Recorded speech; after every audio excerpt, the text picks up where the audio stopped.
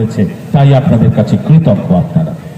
আমরা কি করে বিরোধ করব বলুন তো? যে বাংলা রবীন্দ্রনাথ, কাজী নজরুল ইসলাম লিখলেন, হিন্দুরা মুসলিম ওই জিজ্ঞাসে কোন জন, কান্ডারি বড় ডুবেছে মানুষ সন্তান মোর মার, যিনি লিখলেন মোরা একই বৃন্তে।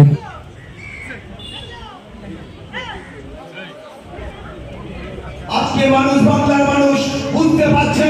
আর ওইদিকে নরেন্দ্র মোদী বাবু বলছে যে ভারতবর্ষে ধর্ষণ করে গোপাতে ঘোরানো হলো, তখন সারা রাজ্যের মানুষ তোমার বিচার চেয়েছে, যেটাকে বিজেপি আজকে প্রশ্নের সামনে দাঁড় করিয়েছে।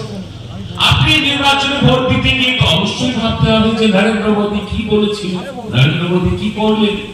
14 সালের আগে মোদী কি বলেছিল? বলেছিল আমি বিদেশ থেকে কালো টাকা নিয়ে আসবো। এবং ভারতীয় তৃণমূল কংগ্রেসের এই সভা এবং আসন্ন লোকসভা নির্বাচনে এই লোকসভা কেন্দ্রে আমাদের সকলের প্রিয় প্রার্থী দলের সেনাপতি অভিষেক বন্দ্যোপাধ্যায়ের সমর্থনে এই সভা হচ্ছে। এই সভা মঞ্চে অশোকদা রয়েছেন। আমরা খুব ছোটবেলা থেকে অশোকদার ছাত্র আন্দোলনের কথা শুনতে শুনতে বড় হয়েছি। তিনি বিধায়ক, আমাদের শ্রদ্ধেয় লিডার মঞ্চে আছেন। বাবুদা বেদুদা থেকে আরো নেতৃত্বরা রয়েছেন, বিশেষ করে গোপাল সাহা এবং তার যে টিম এই আয়োজন করেছেন।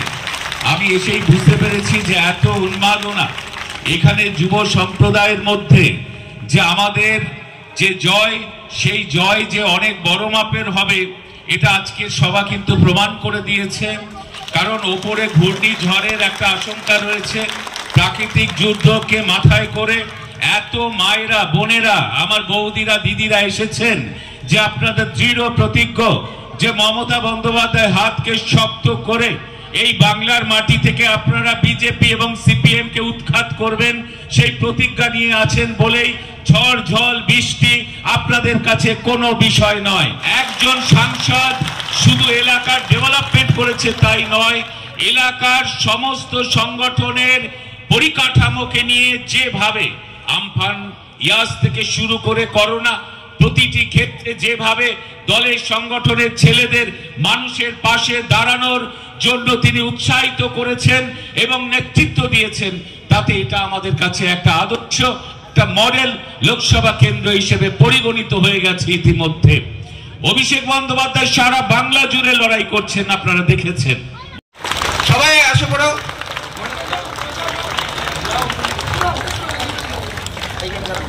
ক্যাম্প করে রেখেছি সেইখানে যাতে মানুষের সেবা কালকে থেকে আমরা করতে পারি। টিম অভিষেক ব্যানার্জি যখন আমি শুরু করি 2019 সালে, তখন এই ওয়ার্ড থেকে 2-3টে ছেলে যেত আমার কাছে। তাদের মধ্যে একজনের নাম লালটু, একজনের নাম জাভেদ, একজনের নাম সুশান্ত। এই 3 জন যেত। আস্তে আস্তে আমাদের লোক বেড়েছে। লোক বাড়ার পরে আমাদের সাথে এসছে সমাজ উন্নয়ন ক্লাবের রাকেশ, এসছে আমাদের সাথে রাজু।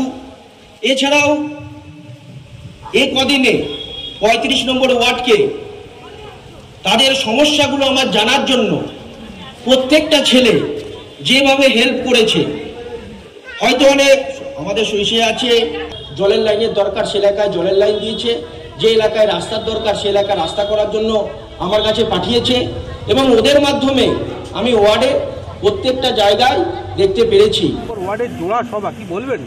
না, এ তো প্রাকৃতিক দুর্যোগকে উপেক্ষা করে যে পরিমাণে আমার মায়েরা, বোনেরা এসছেন, মহিলাদের যে উপস্থিতি, তাতে এটা প্রমাণ হচ্ছে যে অভিষেক বন্দ্যোপাধ্যায় বিপুল ভোটে এই লোকসভা নির্বাচনে জয়ী হবেন।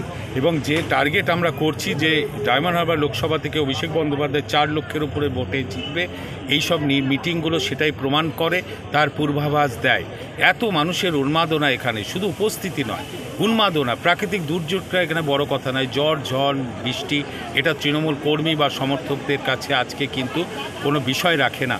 কারণ এ লড়াই হচ্ছে বিজেপির মতো একটা দল, যে দল ভারতবর্ষের সংবিধানের যে অধিকারগুলোকে কেড়ে নিতে চাইছে, যে দল ভারতবর্ষের মানুষের সমস্ত স্বাধীনতাকে কেড়ে নিতে চাইছে, যে দল বাংলাকে বঞ্চিত করেছে, এভাবে 100 দিনের কাজ থেকে বঞ্চিত করেছে, আবাস যোজনা থেকে বঞ্চিত করেছে।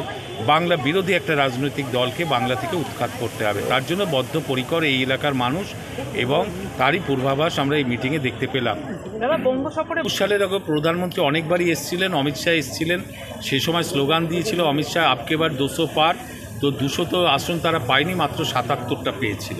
ফলে বাংলায় উনি যত আসবেন তত বাংলার মানুষ সঙ্ঘবদ্ধ হবে, কারণ এই বিজেপি বা এই নরেন্দ্র মোদী বা এই অমিত শাহ এরা বাংলার কৃষ্টি সংস্কৃতির সাথে এদের যোগ নেই। এরা বাংলা বিরোধী দল, বাংলার মানুষকে ভাতে মারতে চায়, পেটে মারতে চায়, শুকিয়ে মারতে চায়। তাই বাংলায় 1,74,000 কোটি টাকা আমরা পাই, সেটাকে আটকে রেখে দিয়েছে। এই বাংলা বিরোধী দলকে বিসর্জনের ভোট হচ্ছে এটা। ফলে ওদের যত দেখবে বাংলার মানুষ তত আরও মনে দৃঢ় প্রতিজ্ঞ হবে যে বিজেপিকে হারাতেই হবে এবং তৃণমূলকে ভোট দেবে।